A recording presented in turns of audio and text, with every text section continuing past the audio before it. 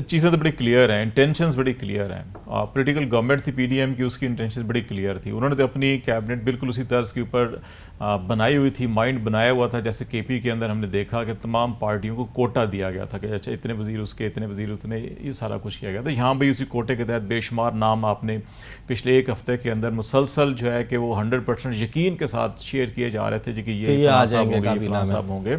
वो सारे लोग नहीं हैं। 2-3 ऐसे नाम इसके अंदर हैं, 2-4 नाम जिनकी पॉलिटिकल एफिलिएशन है, लेकिन ज्यादातर नॉन कंट्रोवर्शियल है। लेकिन इवन देन वो जो 2-4 पॉलिटिकल एफिलिएशन वाले हैं वो भी इतने वो रिजिड नहीं है जितने के जो पहले नाम लिए जा रहे थे। तो इससे अंदाज़ा ये लगता है कि ये बेसिकली वो पीडीएम का तसलसल या उनकी जो ख्वाहिश थी उसका तसलसल बज़ाहिर ये नज़र नहीं आ रहा। हाँ, ये ज़रूर है कि ये जो सिलेक्शन की गई है, जिन लोगों की गई है, उनकी अहलियत देखें, उनकी एक्सपर्टीज़ देखें, तो उस तासुर को तक़वियत मिलती है कि ये 3 महीने के लिए नहीं, ये शायद इससे ज़्यादा वक्त के लिए जो है कि ये कैबिनेट लाई गई है। और वो अब इलेक्शन कमीशन के इस डिसीजन के बाद साफ नज़र आ रहा है कि ये आपको कम से कम फरवरी तक तो इनको अभी कॉन्स्टिट्यूशनल कवर लेने की कोशिश करेंगे। लेकिन सुप्रीम कोर्ट क्या सीसीआई के उस फैसले को लीगल कॉन्स्टिट्यूशनल करार देती है या नहीं देती, ये सबसे बड़ा सवाल है। और अगर वहाँ से नफ़ी में जवाब है तो फिर तो खुद ब खुद ये सारी इररिलेवेंट चीज़ें होंगी। लेकिन अगर वहाँ पर